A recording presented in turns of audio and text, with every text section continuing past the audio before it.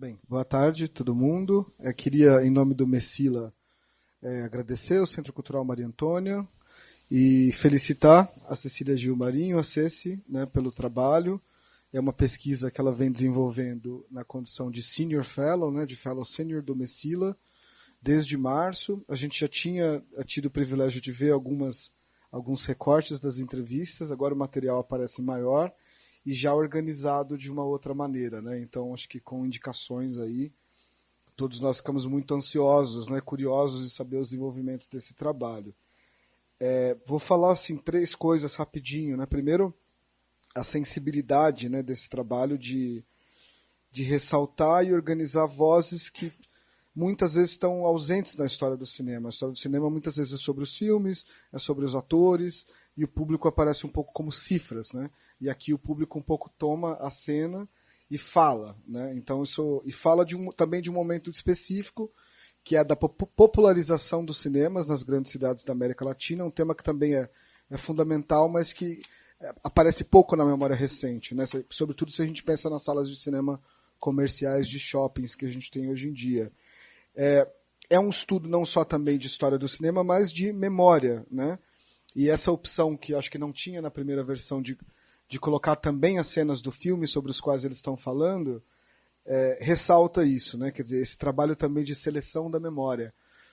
A gente ouve a voz e vê a cena, e a cena é a cena, mas ela também é um pouco diferente. E você vê o trabalho de seleção ou de ampliar certos elementos ou de tirar certos elementos que a gente assiste, né?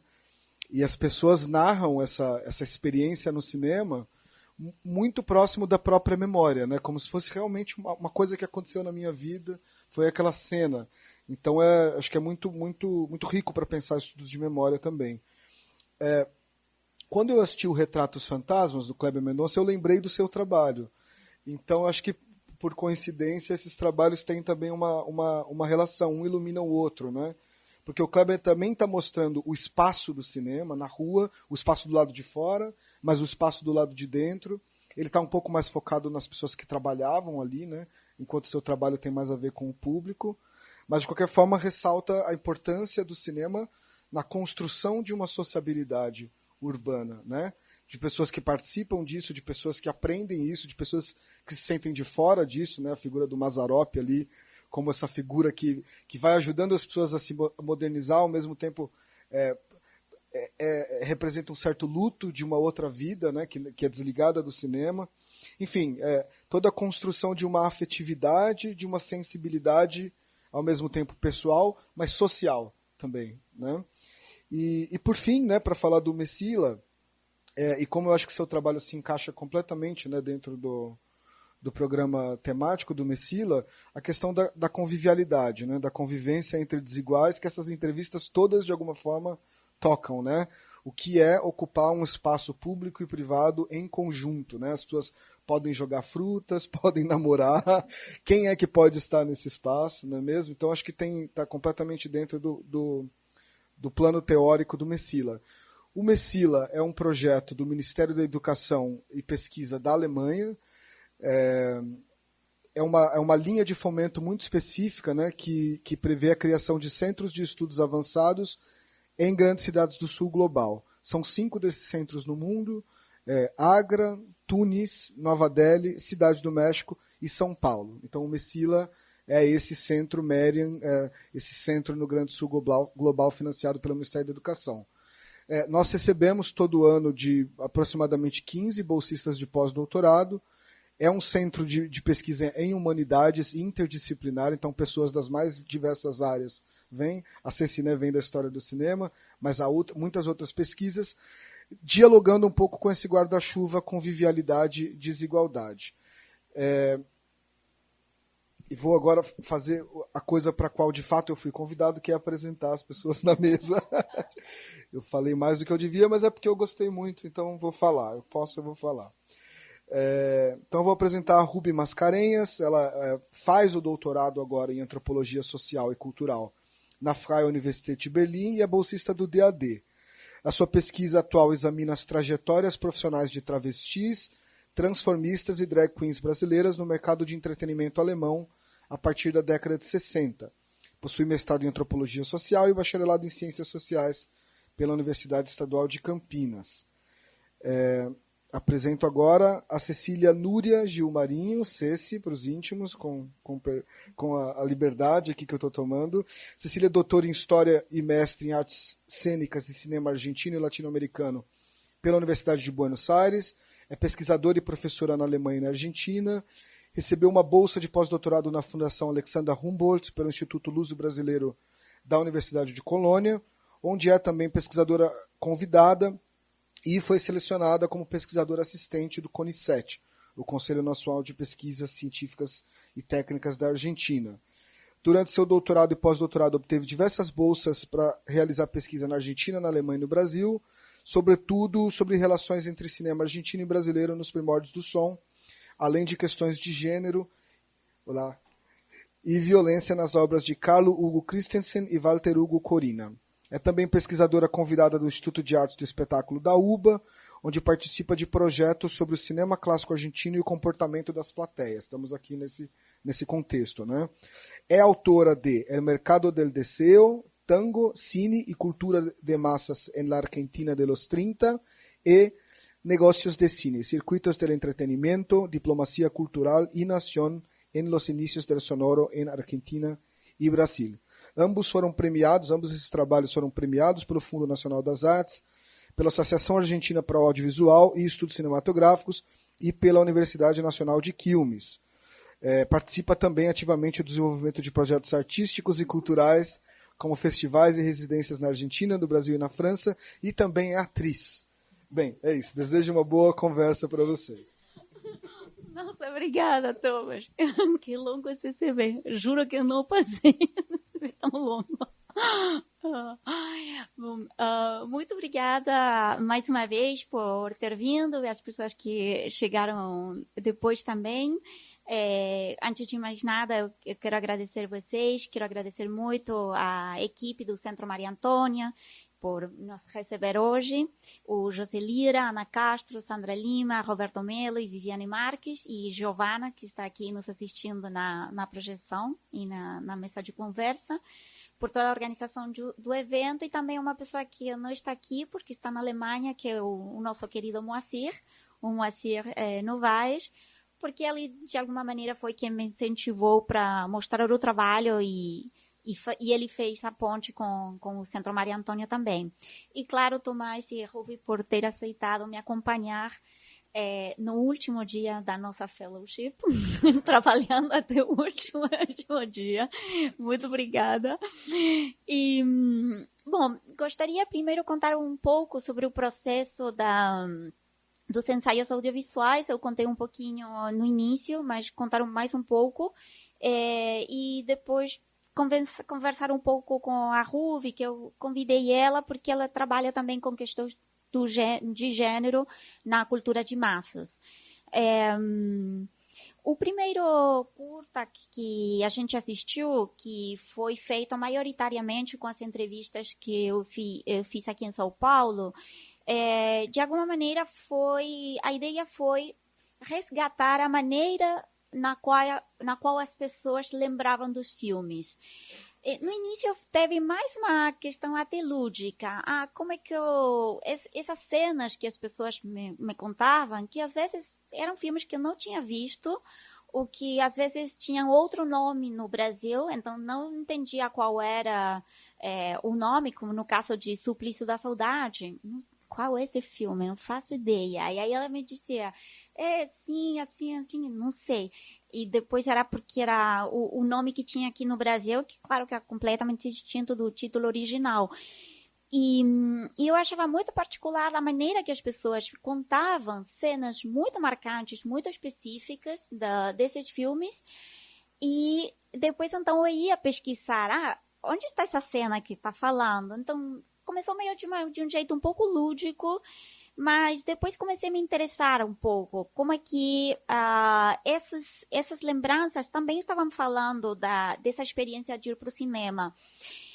É interessante porque nos estudos de audiências de públicos de cinema no nível internacional, uma das coisas que é igual em todos os lugares, seja em Londres nos anos 30, Buenos Aires nos anos 40, uma cidade do sul dos Estados Unidos, México, vários países do mundo e em distintos períodos, dentro das décadas do que a gente chama o cinema clássico, as coisas que as pessoas lembram estão muito mais ligadas à experiência de ir para o cinema do que os filmes em si.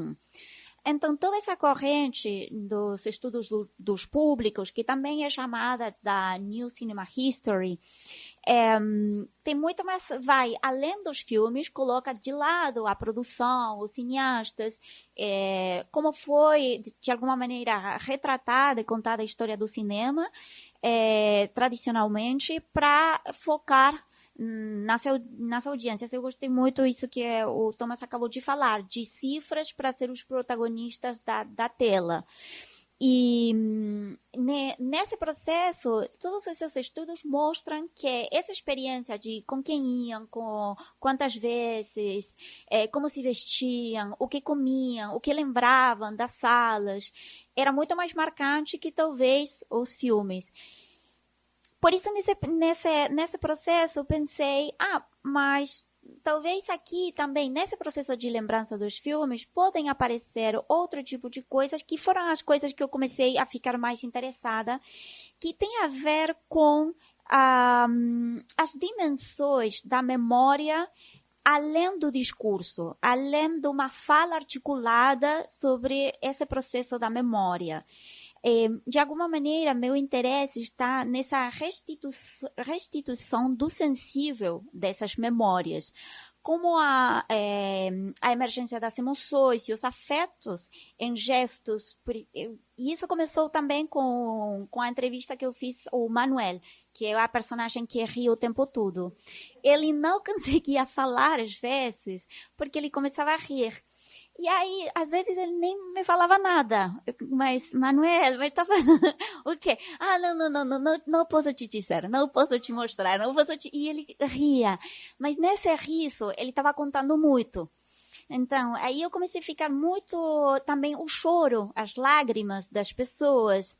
E dar esse tempo das pessoas lembrar alguma coisa. Uma vez teve uma testemunha muito emocionante de uma pessoa que eu perguntei o que significava para ele o cinema. E ele falou o tempo dividido com minha mãe. E aí começou a chorar.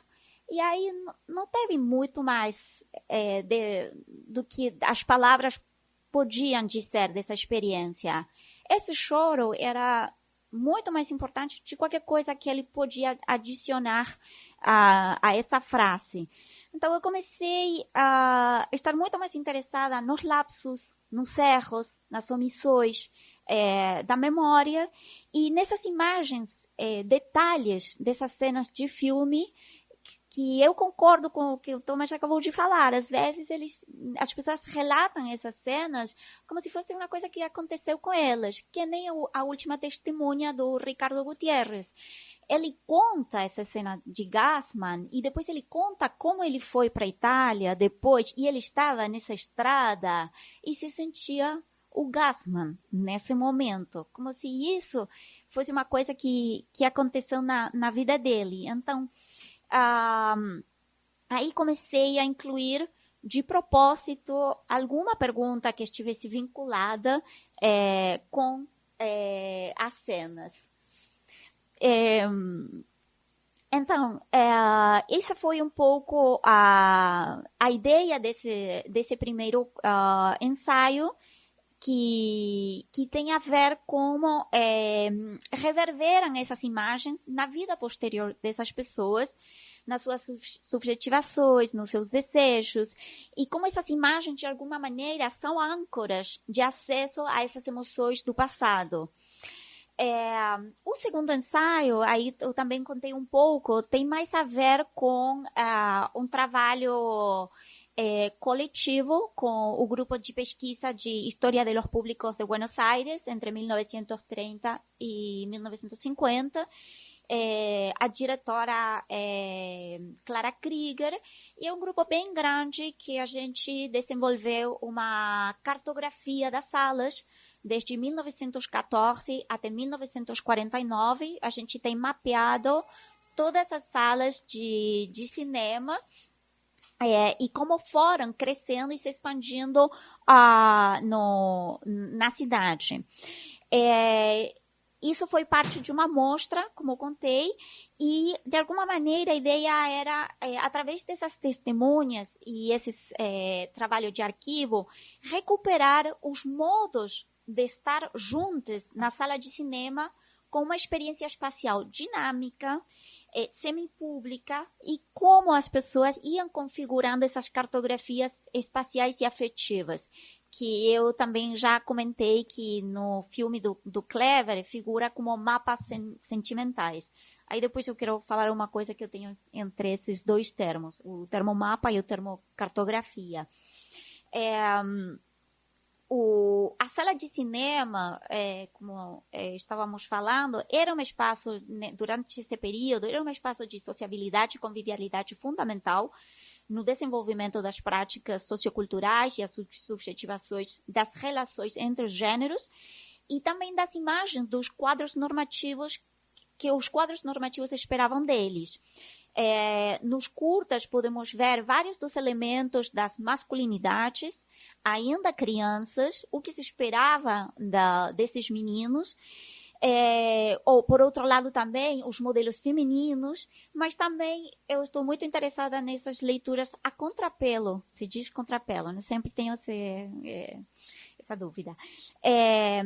Então, nesse sentido, pensava que uma coisa também interessante desse trabalho, do trabalho com as pessoas, é como se todo o dispositivo cinematográfico da época, a experiência cinematográfica, dentro de uma experiência de viver a modernidade urbana, nos anos 30, 40, 50, construía uma pedagogia do olhar bem forte. Também as audiências tinham as possibilidades de fazer estratégias para construir uma performance do olhar que às vezes podia também não sempre seguir as normas e os costumes da época. O projeto em geral, como eu falei no início, está mais vinculado a pensar como esses espaços da sala de cinema eram privilegiados tanto para a normativização da sexualidade da época, como para a sua transgressão por mulheres e dissidências sexogenéricas, principalmente. E como se reapropriavam desses espaços. Uma das coisas que eu também, e que o conceito da convivialidade, da desigualdade me permite discutir com a historiografia do cinema na América Latina, desde as perspectivas das audiências, é um pouco essa imagem sem fissuras da democratização do lazer. Ou como espaço de fascinação da modernidade urbana. Sobretudo para os setores populares, que isso, claro que que acontecia, e isso era muito importante na época, está nas testemunhas, está também em várias das fontes com as quais eu trabalho, mas queria também colocar o foco nessas negociações e tensões que aparecem, às vezes, interclasses, interétnicas, intergeneracionais também, geracionais, e de gênero, de grupos desiguais e diversos. Nesse sentido, o título de No Escurinho do Cinema, além de fazer uma homenagem para a Rita Lee e a música dela, tem a ver com a ideia de pensar a escuridão como uma chave potencial para essas possibilidades de transgressão, que às vezes tem a ver com a resistência e a liberdade, mas também pode ser com o exercício da violência, porque uma das coisas que aparecem em várias das entrevistas tem a ver com os assédios, e principalmente a crianças. Isso também foi interessante, porque uma das coisas que eu já contei para algumas das pessoas do grupo de pesquisa é que eu li num livro sobre as audiências italianas sobre a questão dos assédios com crianças nas salas de cinema na Itália dos anos 50. E aí, talvez por uma proximidade, às vezes, em alguns aspectos culturais de Buenos Aires, eu pensei, se isso acontecia na Itália, com certeza também acontecia em Buenos Aires. E também pensei, se isso acontecia comigo nos anos 90, no ônibus, com certeza acontecia numa sala de cinema 40, 50 anos atrás. Eu começo a fazer as entrevistas no ano 2017, e entre o 2017 e o 2022 tem uma mudança muito grande das coisas que podem ser faladas publicamente em relação aos assédios, a importância de programas como a educação sexual integral, que tem a Argentina, que realmente uma das principais, um dos pilares fundamentais para falar da questão e para a prevenção dos assédios em crianças nas escolas ou outros âmbitos. Tomara que não seja tudo destruído depois do que aconteceu nas eleições. Mas eu acho que isso também teve a ver, porque a partir dos últimos anos, as pessoas que eu entrevistei começaram a falar disso. E são pessoas que estão falando de experiências que talvez foram traumáticas, mas nesse momento não foram vivenciadas desse jeito ou não puderam ser faladas. E isso apareceu muito. É uma coisa que eu não trouxe para os ensaios audiovisuais, porque realmente precisa eu preciso pensar mais, e preciso pensar mais também como vou trabalhar com essas testemunhas. Uma coisa que eu já eu vi, como também aí a diferença de gênero é bem marcante nesse processo da memória. Para as mulheres, esses relatos ainda têm uma marca muito traumática, quanto para os homens também é traumático, mas conseguem falar de uma maneira muito distinta dessa experiência que tem acontecido muito tempo atrás. Então, fui trabalhando em 3 linhas. O despertar erótico, feminino principalmente, mas também como era vivido pelos meninos, entrando na puberdade. As práticas das pessoas da dissidência sexual no cinema e essa questão dos assédios que eu estava aqui contando. No tempo que ainda tenho em São Paulo, eu ainda vou aprofundar nas pessoas da comunidade LGBTQ+, que tem uma ONG que trabalha com pessoas da terceira idade da LGBT+, que se chama Eternamente Sou, e eu ainda tenho um trabalho para fazer com eles. Mas para não continuar, vou passar a palavra para a Ruby, para falar também um pouco conversar um pouco. Vocês me escutam? Bom, boa tarde a todos, todas e todos. Boa tarde, Ceci. Queria começar te agradecendo pelo convite, pela oportunidade de estar aqui e de ler o teu trabalho, que foi um prazer imenso conhecer mais a fundo o seu texto e a sua discussão.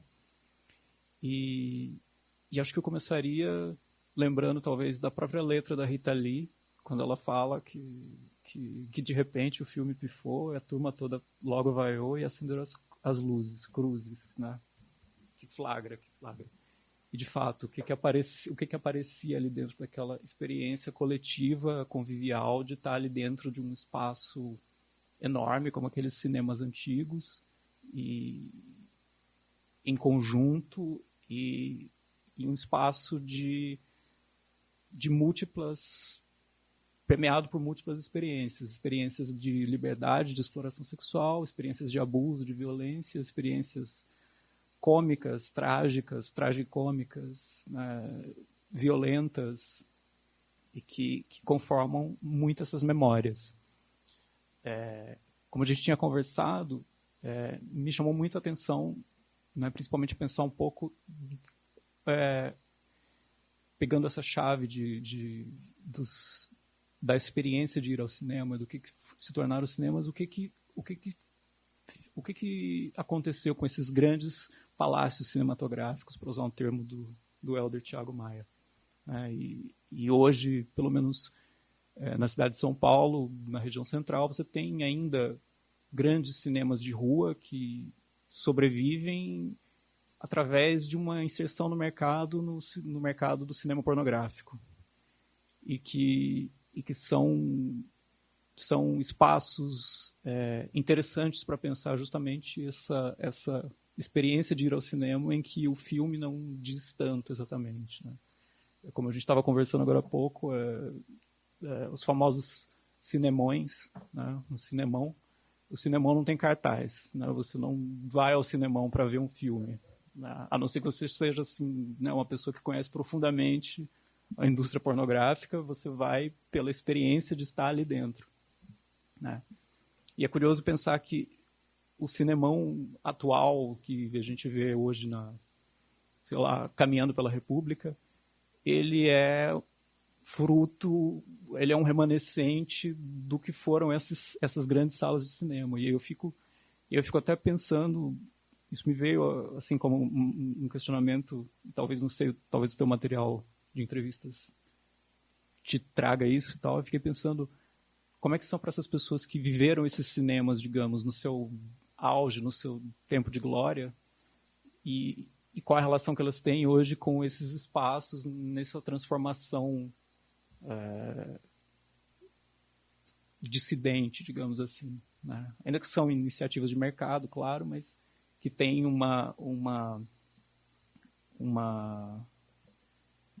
passa por um processo de transformação a partir da década de 70, quando os cinemas vão saindo das ruas e migrando para os shopping centers e para as outras coisas. Então eu fico assim pensando como é que isso acontece.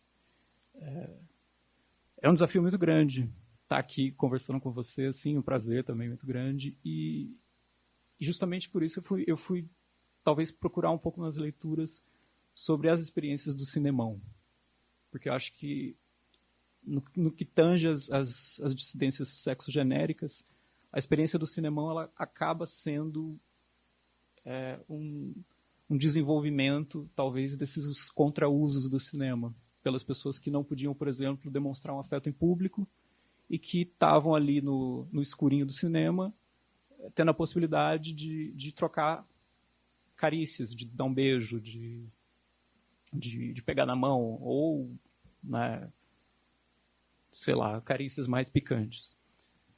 Mas é justamente pensar como é que esses espaços, eles também às vezes são perenes, pensando talvez no cinemão, né, como eles são perenes com relação a determinadas normas para usar sei lá, uma estratificação sexual, para usar o termo de Gayle Rubin, como eles são perenes a alguns elementos dessa estratificação sexual, e como eles também têm um potencial para romper, em certo sentido.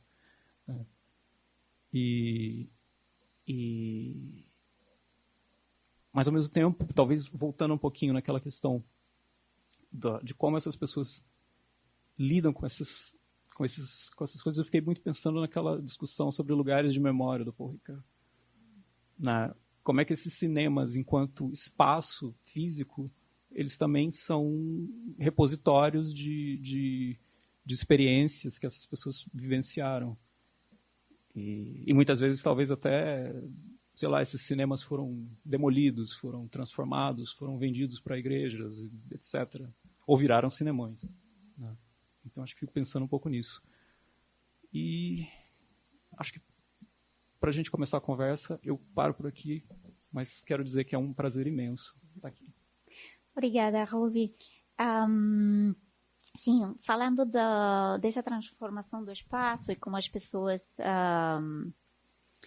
interagem no presente, Inima Simões tem um trabalho bem grande sobre essas salas de cinema, e ele mesmo também, no ano 82, ele fez uma pesquisa para achar esses prédios e também o que tinha nesse momento, porque, como você falou, muitos deles foram demolidos, são igrejas, são supermercados, garagens, ou viraram cinemas. O processo em Buenos Aires é o mesmo também. E eu concordo completamente com essa ideia de lugar de memória. Aí, outro dos ensaios que a gente fez com o material de Buenos Aires, o Alberto Chalco, que é um dos entrevistados, ele falou que uma vez ele foi pela Avenida Corrientes, que é uma das principais avenidas de Buenos Aires, onde tinha um monte de cinemas, e que ele viu que tinha várias placas onde dizia que aqui tinha tido esse cinema, que aqui antes estava esse cinema, e aí ele me falou: Cecília, são túmulos, eu pensei. São túmulos do que uma vez essa cidade foi, essa vida foi. E aí ele falou uma vez, falou, não gosto de falar desse jeito, porque eu também acho que eu também sou outra pessoa. Mas era outro Buenos Aires, essa experiência. A nostalgia é o afeto mais marcante nas entrevistas. A saudade pela infância, pelas pessoas que já não estão com elas. Então, é uma memória, uma experiência que está onde a nostalgia é o afeto bem mais marcante. Eu acho que um dos desafios foi como fugir um pouco da nostalgia nas entrevistas, para que não seja tudo. E também porque a nostalgia também, às vezes, tergiversa essa memória.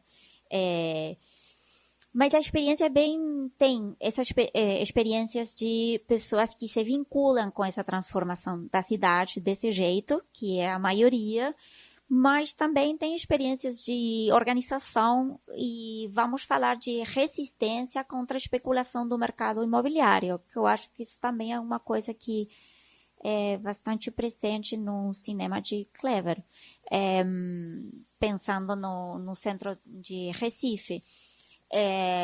O entrevistado que ri o tempo todo, o Manuel Villa, ele é o presidente da Associação de Amigos de Parque Patrícios. E essa associação lutou muito pela recuperação do cinema, não o Pablito, a poeira, que não existe mais, mas do principal cinema de Parque Patrícios. Porque aí tem uma coisa que é bem interessante. O centro da cidade abriga esses palácios cinematográficos, mas cada bairro também tem o seu cinema chique. Então, você também, dentro do bairro, tem essas diferenciações de quem vá realmente para a poeira, que muitos meninos, crianças, ou pessoas que não têm muito dinheiro, ou que vão num dia da semana, que não é o importante, mas no final de semana, um dia vão ir no cinema chique do bairro, ou talvez ir para o centro com o transporte público, e viver essa experiência da sala de cinema do Palácio. E esse grupo de Parque Patrícios, eles lutaram muito para não ser demolido o cinema, e foi durante todo o governo de Macri. E eles conseguiram.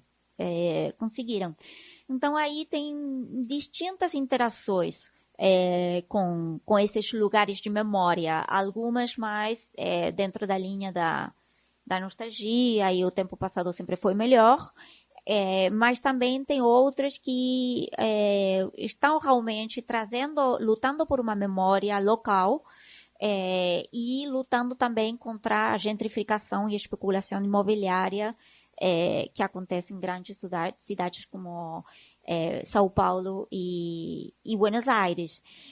E com a experiência do cinemão, aí eu te contava, Ruby, que eu queria explorar ainda quando estava grávida. No final das contas, não consegui. Agora seria ainda mais difícil entrar no cinemão com um bebê. Mas eu também quero entrar para entender qual é esse tipo de experiência hoje, nesses espaços. Claro que a gente está falando de um período onde muitas pessoas já não estão vivas, são muito grandes, sobretudo 30, 40, não o final dos 50, porque hoje ter 70 anos são os novos 50. Então, mas se essas pessoas, por alguma razão, voltaram nesses espaços dos cinemãos. Isso é uma coisa que eu ainda tenho como tarefa pendente a fazer. Mas, com certeza, esses espaços são lugares de memória, e de uma memória que, como falávamos no início, que é pessoal e coletiva ao mesmo tempo.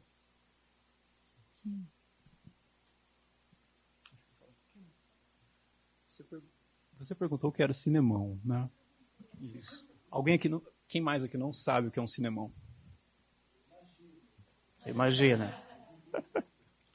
Bom, cinemão, alguns estudiosos de cinemão também fazem uma certa brincadeira que tem a ver com cinema e mão, e masturbação. Né? São cinemas onde são exibidos filmes pornográficos e as pessoas se sentam nas cadeiras, umas perto das outras, e se masturbam na parte da exibição dos filmes, ou em alguns lugares tem cabines para fazer sexo, lugares mais escuros onde as pessoas fazem sexo coletivo, coisas assim. Ou, geralmente, né, eu estava lendo uma autoetnografia de um colega de mestrado, que se tornou doutor ontem, o Eros Sester, em que ele visitou o Cine República, né, e ele descreve um pouco o espaço. Né? Então, ao que tudo indica, esses antigos cinemas também sofreram algumas adaptações. Né? Alguns deles, você passa a construir um bar, onde as pessoas podem conversar. Né? Tem a sala de exibição enorme, né? como cinemas antigos. E, provavelmente, alguns lugares como Dark Room, né? Uma sala escura, onde as pessoas interagem sexualmente, né? Em silêncio, ou com pouco barulho.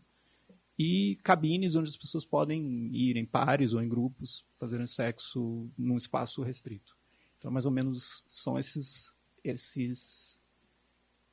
equipamentos do mercado segmentado que estão disponíveis, né, como uma sobrevida para esses grandes cinemas do passado, desses espaços. Aí eu fiquei lembrando disso que você está falando, como foi o espaço ajeitado. Claro que com as pessoas que eu falei na época era a sala de cinema, e aí eu agora estou lembrando da testemunha de uma mulher que era trabalhadora sexual. Era um pouquinho depois do meu período.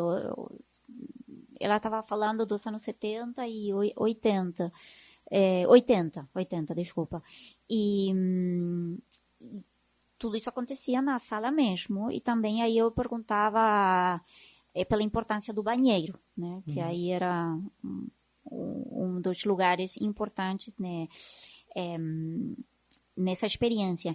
Mas aí o que ela falou é que os cinemas que ela frequentava com os clientes não eram talvez uma sala de cinema propriamente, era talvez tinha um bar, e aí colocava numa sala uma tela onde tinha uma projeção.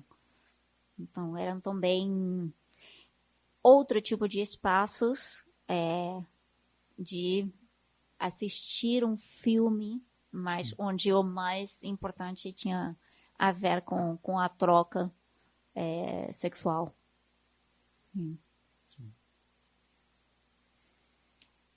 Eu acho que, falando um pouco dessas histórias, eu me lembrei de uma história também pessoal. Eu venho de uma cidade pequena no interior de Minas Gerais e havia 2 cinemas de rua na cidade. Um deles se tornou uma loja de R$1,99 no começo dos anos 2000.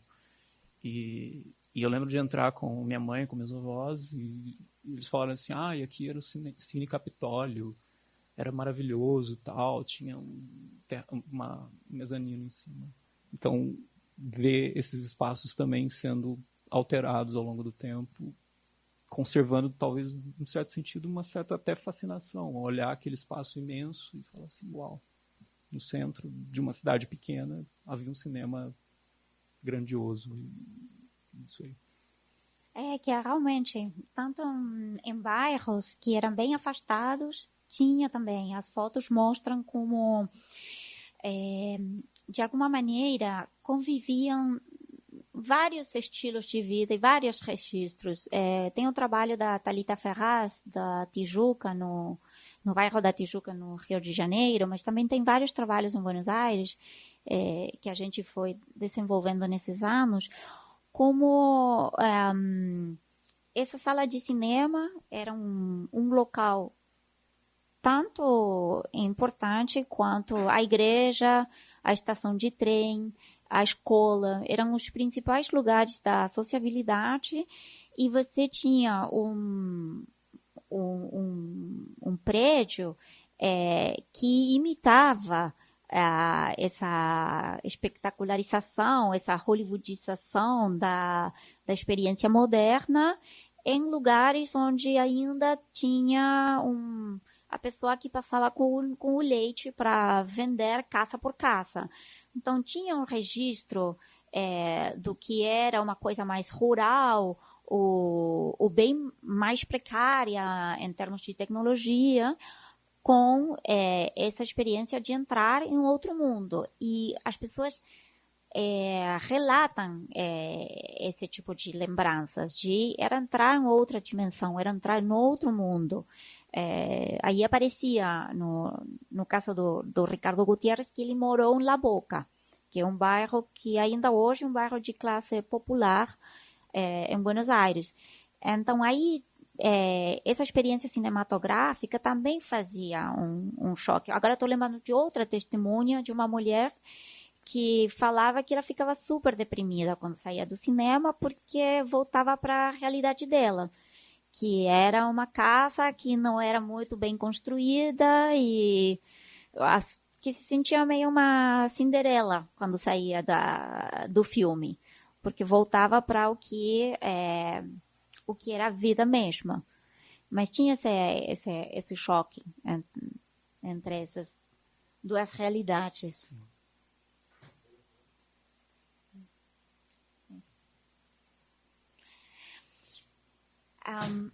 Não sei se alguém quer fazer algum comentário. Sim, Marco. Eu adorei essa questão do filme como lugar de memória. Se o cinema já não está, então é esse filme. E isso também me dá para pensar nesse trabalho da lembrança das cenas dos filmes. Muito obrigada por isso, Marco. Eu acho que essa experiência, porque as pessoas lembram mais do que está ao redor da experiência que talvez do cinema, do filme mesmo. Eu acho porque realmente a experiência cinematográfica tinha a ver com uma experiência de viver a cidade e de viver também essa transformação da cidade. E, nesse sentido, ir para o cinema no bairro ou pegar o bonde, pegar o ônibus e chegar no centro da cidade e entrar nesse outro tipo de salas maiores, mais lujosas, mais chiques, tinha a ver com uma experiência que colaborava com as práticas sociais, as subjetivações e os lugares que as pessoas iam encontrando nessa cidade e também nessa estrutura social. Por exemplo, quando estou agora lembrando de uma testemunha que ela falava que a primeira vez que foi no cinema no centro de Buenos Aires foi com uma prima dela e ela quis tirar os sapatos. E aí a prima falou, não, aqui não pode, porque a gente está no cinema do centro. Então aí essas pessoas sentiam que tinham um lugar distinto. E é isso, nessa questão da convivialidade, que eu estou interessada, como também era uma maneira de estar numa situação que talvez a classe socioeconômica, sociocultural dessa criança, nesse momento, não habilitava outro tipo de espaços, mas que o cinema habilitava e, ao mesmo tempo, sentia que estava deslocada. Eu acho que essas experiências foram para essas pessoas bem importantes nesse trânsito pela cidade, mas também pela estrutura sociocultural da cidade. Mas ainda estou pensando também. Mas é bem importante, porque isso acontece em todos os lugares. E até às vezes é engraçado, porque eles lembram de coisas bem parecidas. Tem um estudo de Londres, nos anos 30, e falam sempre do cheiro do cigarro do foyer. E as entrevistas em Buenos Aires também. Ou, por exemplo, as lembranças são também muito ápticas, muito táteis. Aí lembrar do veludo da poltrona, do telão, se diz, de várias coisas que tem a ver com a própria materialidade da sala. Por isso também que eu estou bem interessada em pensar esse espaço e as afetividades que as materialidades desses espaços dão. Não era o mesmo, embora talvez seja o mesmo filme, porque os filmes circulavam pela cidade toda. E também essa ideia de cartografias afetivas, que era um percurso pela cidade, que tinha a ver com afetos. Eu li a pesquisa do Inimá, que ele teve a oportunidade de falar com pessoas que trabalhavam nos cinemas. Em Buenos Aires, consegui falar com filha do proprietário do cinema, com a filho do distribuidor do cinema.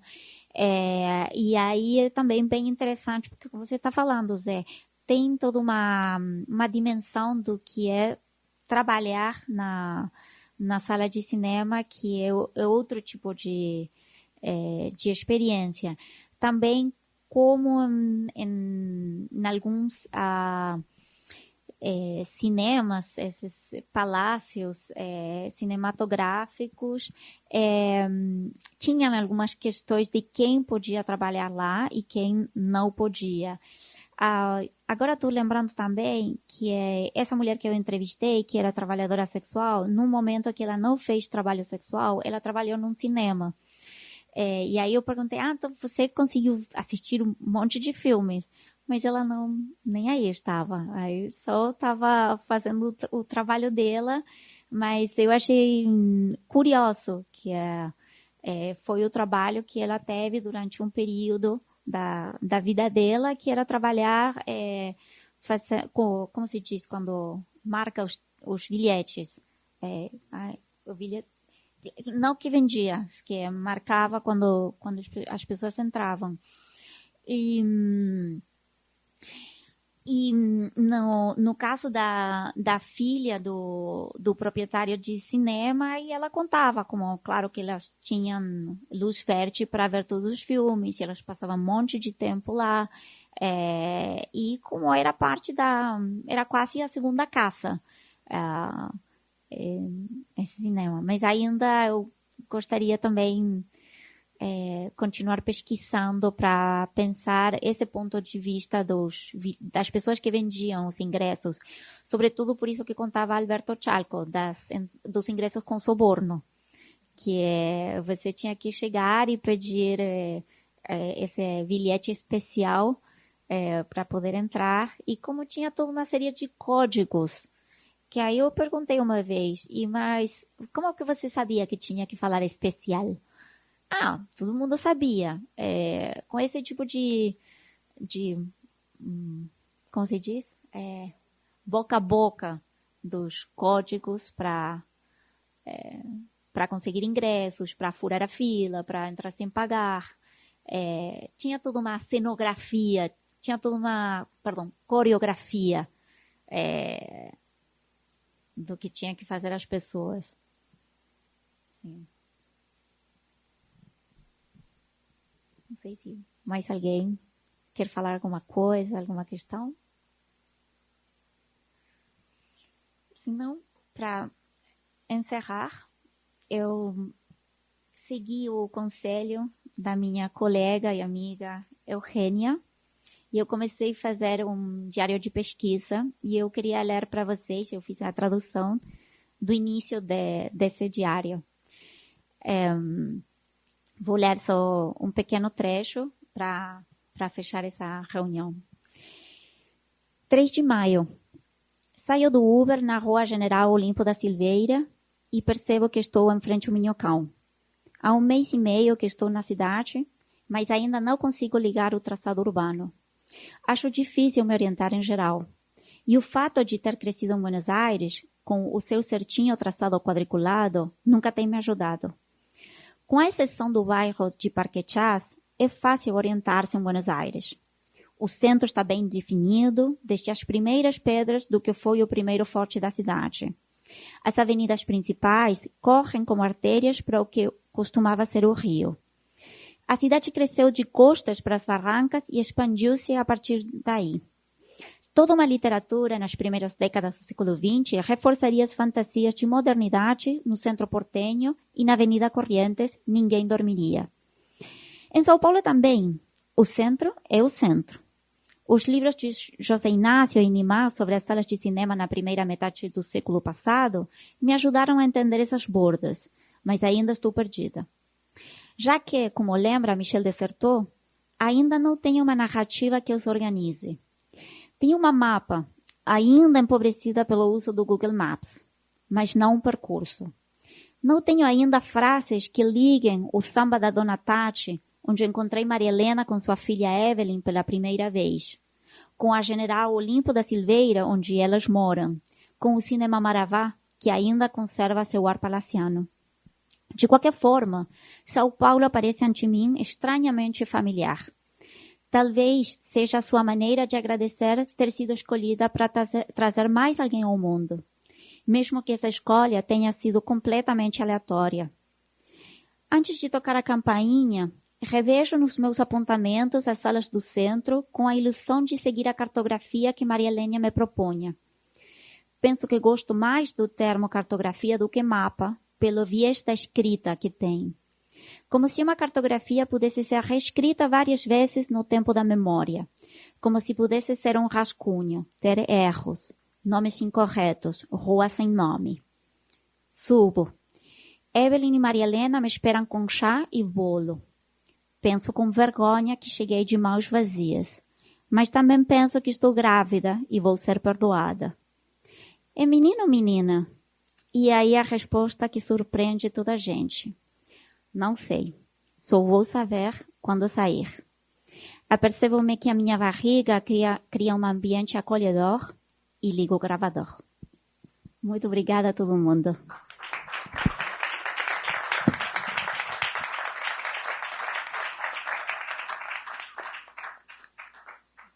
Vou sair essa pessoa que saiu da barriga para alimentar, mas a gente continua falando. Obrigada.